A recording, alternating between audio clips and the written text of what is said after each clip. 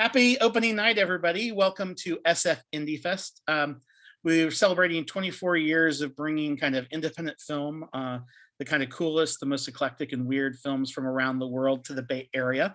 Obviously, we're still in this kind of pandemic mode, I guess, pandemic 3.0, which means that we kind of evolved to be kind of a hybrid film festival. So you're getting a chance to see films live in the Roxy, but also we're lucky enough to have film screening also virtually. You've just seen our co-opening night film, The Sleeping Negro. Really awesome film, and we're lucky enough to have filmmaker Skinner Myers here. Thanks for being Hey, Skinner. thanks for having me. Hey, everyone. Yeah, well, very cool. It's just based on the title and the hmm synopsis, we knew there was going to be kind of a provocative film. hmm But then just like watching the film, I was like, oh man, I'm seeing like a honest to good, just really interesting independent film.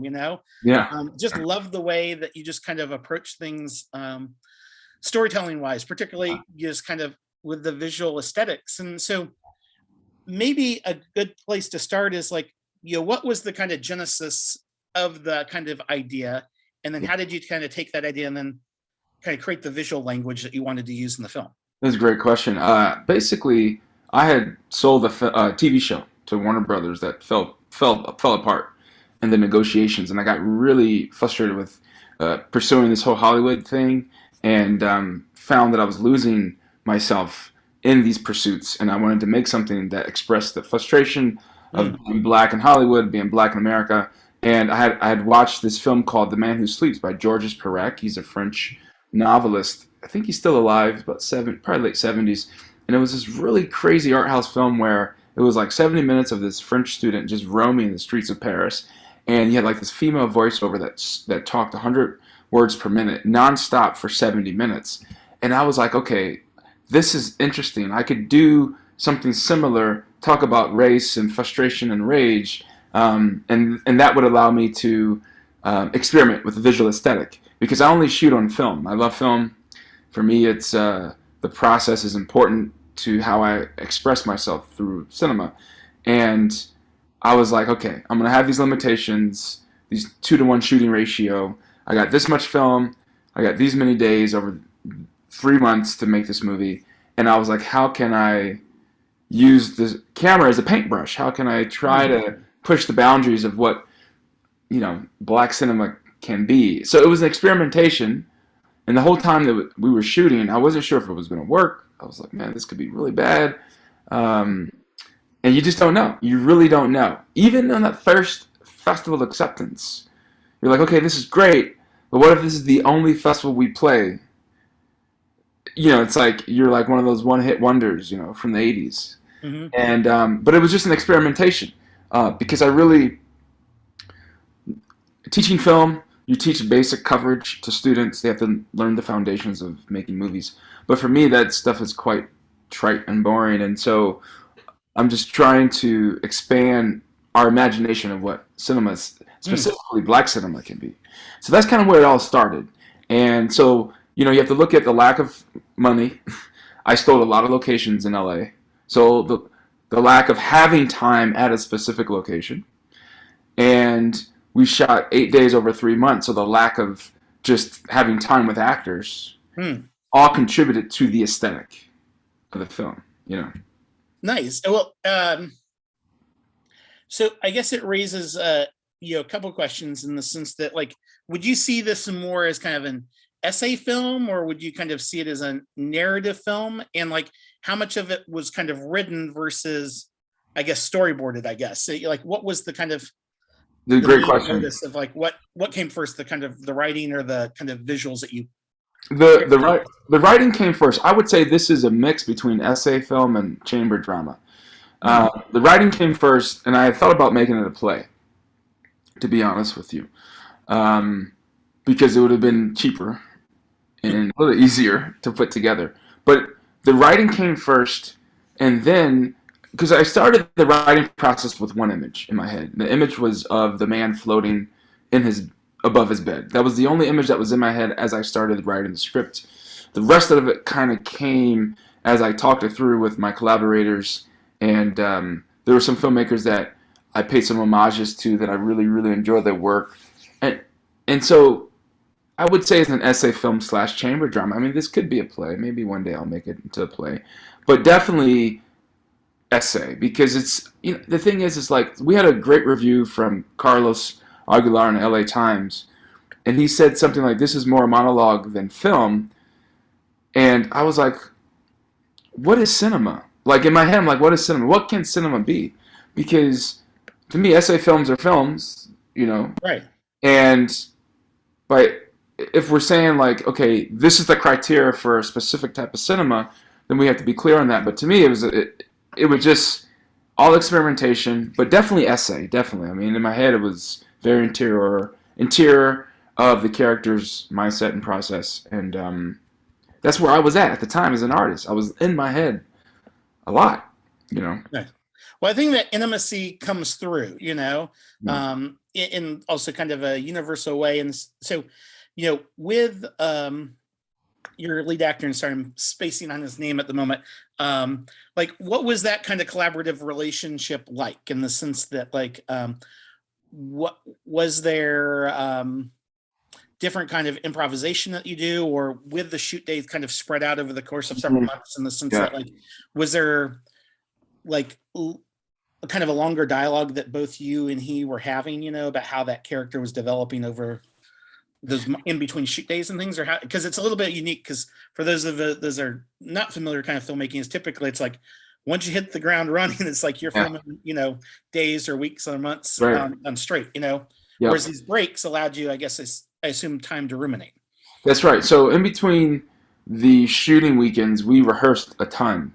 Um, each character got about 2 months of rehearsal, and what we would do is we'd rent out like a theater and set up the theater like the space that we were going to shoot in. So a lot of improv happened in the rehearsal space, but then once we agreed upon what we wanted to keep, then we scripted what we were keeping. So by the time we got on set, everyone knew exactly what they had to say, what they had to do. The camera team knew exactly the choreography of the camera moves. I mean, we had to shoot with the fiance scene. We had to shoot 15 pages in 6 hours. Oh, wow. So the way we had to shoot that, and I usually tell my students, you shoot, the whole scene from A through Z in each point of coverage. But for that, we had to chop it up. We had to say, okay, up into this line of dialogue, it's a close-up. Okay, we're gonna move. So we faked the coverage, so to speak. And when my editor got that particular scene, it wasn't like she had a ton of choices. It was just kind of like you plug it in and hopefully it works, right? Even with the last scene with Radon Chong, we had only 6 hours. That was like a 9-page scene. We had 6 hours.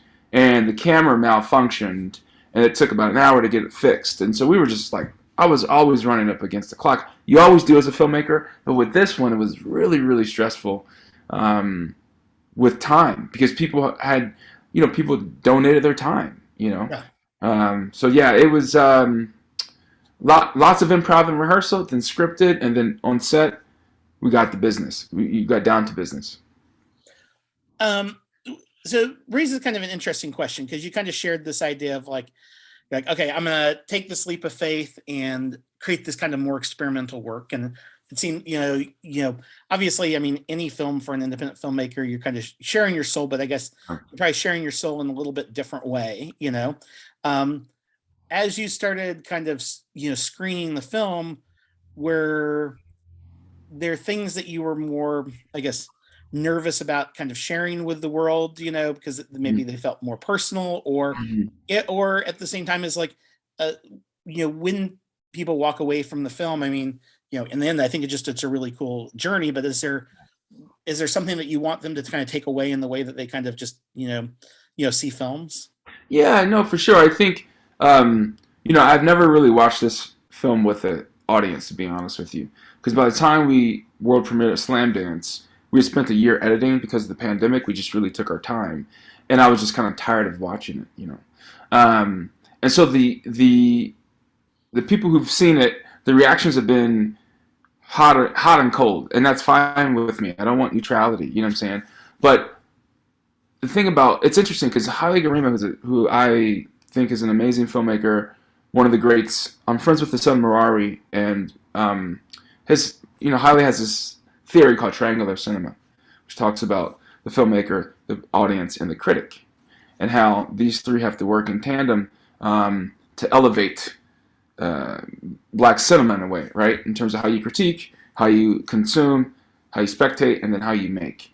And so for this film, a lot of people can't get behind it for a lot of reasons. One reason is the race. A lot of Americans don't like to talk about race. They just don't. So they shut down. The other reason a lot of people don't get behind it is because of how it's constructed. Some people are like, "Oh, this is a first act only movie. Like, where's the inciting incident? Where's the third act?" And we have been so trained to watch films a certain way that I am doing as much as I can to fight against all of that.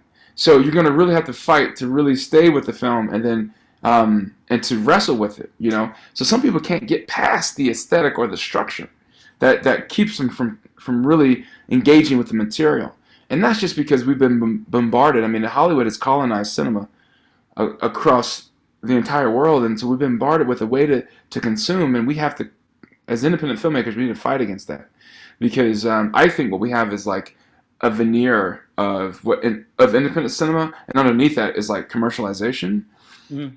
And true independent cinema is getting lost in the fray. And so I'm trying to force the audience to engage with heavy material, but also open their mind to what cinema can be. You know what I'm saying? And other people have done this, but they've also struggled with support for making more films. So that's why I teach.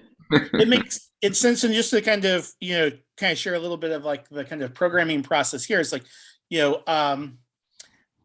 when this kind of film came across, it's like we didn't feel like it was like this film that was kind of a throwback to another time, but in the spirit with which maybe what people, when they idealize independent cinema, is made, Yeah.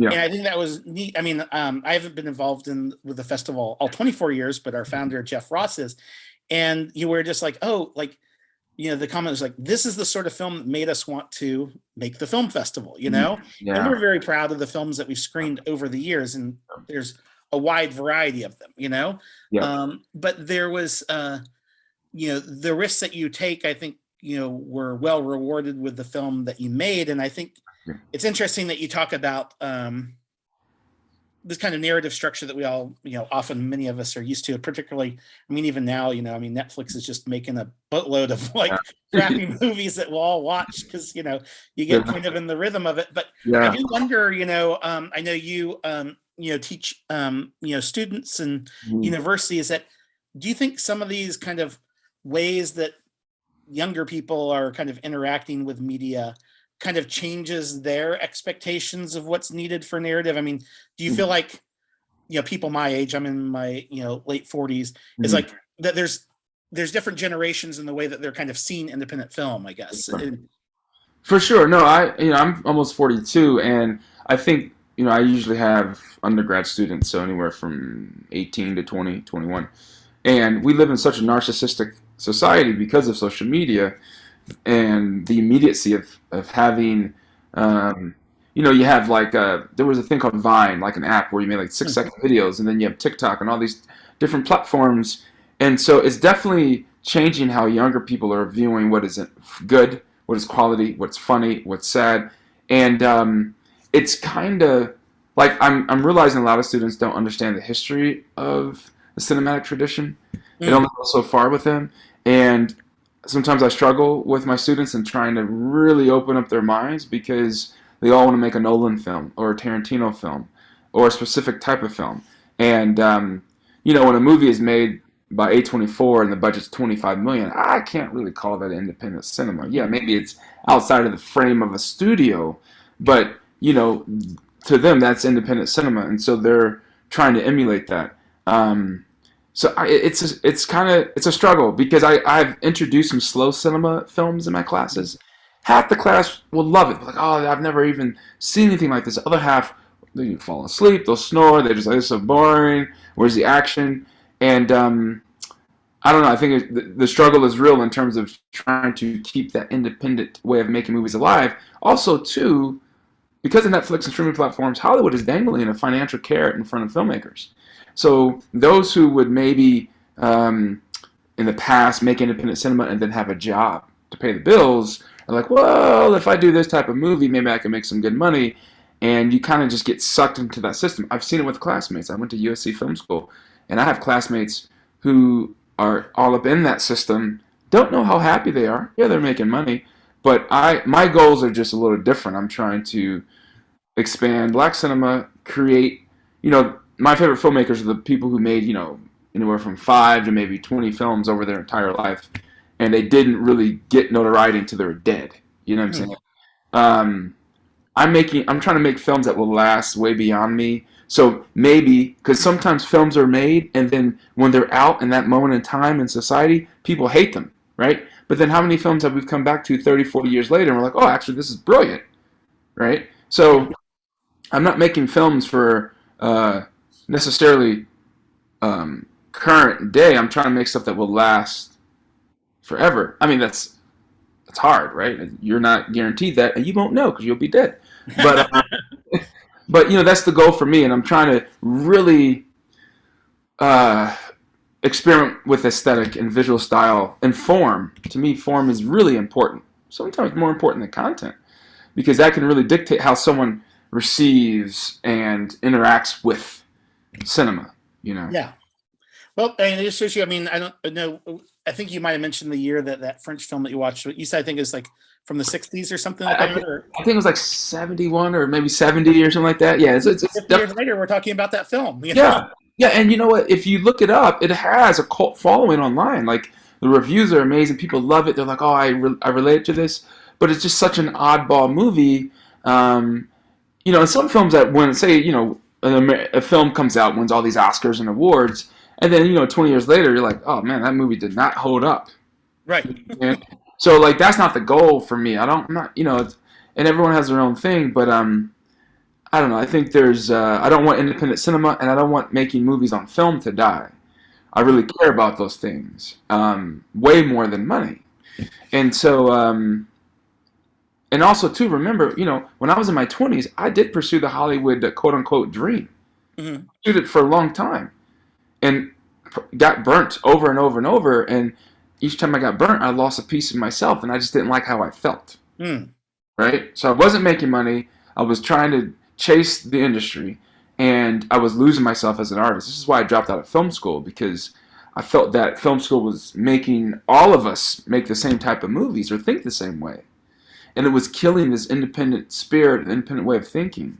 Critical thinking, really. I mean, we struggle, I think humans in general, currently, 2022, struggle with critical thinking. We don't critically think about a lot of things. We're reactionary, you know what I'm saying? And to be critical, you need to slow down. This is why I love slow cinema, and I think like the next movie I make is going to be slow cinema. I mean, I'm moving towards that, experimenting with that as well. I mean, it'll be experimental, it'll be surreal, but it's going to be way slower than the Sleeping Negro. That's cool. Which I guess as we wrap up, I mean, that's a good way of like, I know myself and many in our audience, it's like, you want to be like, okay, well, I want to know what this filmmaker does next. I mean, so what's the best way to kind of continue to follow your career? I don't know if you're on social media or kind of post, places, but what's a good place to kind of, or even just kind of help spread the word about this film too? Is I know it's going to be opening at the Roxy a few weeks after our festival too. Yeah. So, I mean, I'm skinnermyers.com. That's my personal website. There's a newsletter. You can sign up for a newsletter. I haven't sent one out, but you can sign up. And the sleepingnegro.com is our film website. If they want to follow the film there, they can. We're also on Instagram, the Sleeping Negro Film, and then Twitter, TSN Film _. Yeah, that's our for social media for the movie. But personally, Skinner Myers, I'll be probably making another film in April if I get. There's some grant money I'm working to get through my employer, and then working with my colleagues to make something. I have tons of other ideas, but it's hard to get money in this pandemic. And so I'm going, usually you make a movie with a bigger budget. Mm-hmm. I'm going in reverse. The next feature will probably be even a smaller budget than The Sleeping Negro. But I'm excited. I'm shooting on film. We're either shooting 35 or Super 16. It'll be black and white. And it's about grief. So that'll be the next thing, hopefully. Cool. Well, you've made a great film, and we're excited to have it as part of SF Indie Fest, and looking forward to what you get have up your sleep next, Skinner. Thank you so much, and I can't wait to meet you in person in a few Most weeks. definitely. Everybody, make sure to come out to the Roxy, and we'll look forward to celebrating. Okay, sounds good.